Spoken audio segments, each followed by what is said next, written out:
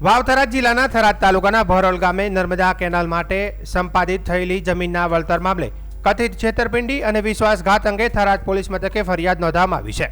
ફરિયાદમાં જમીનના વારસદારોના સંમતિ પત્રકમાં ગેરરીતિ કરી કુલ ₹44,61,202 નું વળતર મેળવી લીધું હોવાનો આક્ષેપ કરવામાં આવ્યો છે।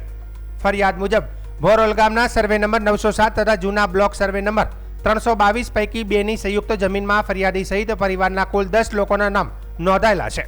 નર્મદા કેનાલના જમીન સંપાદનનું વળતર મળવાનું હોવાથી પરિવારના સભ્યો પાસેથી સંમતિ પત્રક પર સહીઓ લેવામાં આવી હતી।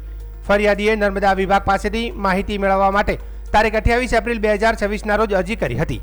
ત્યારબાદ વિભાગ તરફથી મળેલી માહિતીમાં જમીન સંપાદનના વળતરની રકમ કુલ ₹44,61,202 વિનોદભાઈ કાંતિભાઈ મહેતાના ખાતામાં જમા થયો હોવાનું જાણવા મળ્યું હોવાનું ફરિયાદમાં જણાવાયું છે। ફરિયાદમાં ગંભીર આક્ષેપ પણ કરવામાં આવ્યો છે કે પરિવારના સભ્યોની સહીઓ લીધા બાદ સંમતિ પત્રકનું પેજ બદલી નાખવામાં આવ્યું અને ફરિયાદી તથા તેની માતાની ખોટી સહીઓ કરવામાં આવી। ત્યારબાદ નર્મદા નિગમમાંથી મળેલી વળતરની સંપૂર્ણ રકમ પરિવારના હકદાર સભ્યોને આપવાના બદલે અન્ય વ્યક્તિઓ દ્વારા પોતાના કબજામાં રાખી લેવામાં આવ્યો આક્ષેપ કરવામાં આવ્યો છે।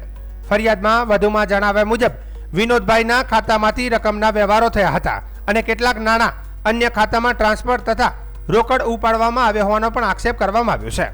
આ મામલે ફરિયાદીએ વિનોદભાઈ કાંતિલાલ મહેતા, ભરતભાઈ વરજંગભાઈ ગોહિલ તથા તપાસમાં બહાર આવે તેવા અન્ય અજાણ્યા વ્યક્તિઓ સામે કાયદેસરની તપાસ અને કાર્યવાહી કરવાની માંગ કરી છે।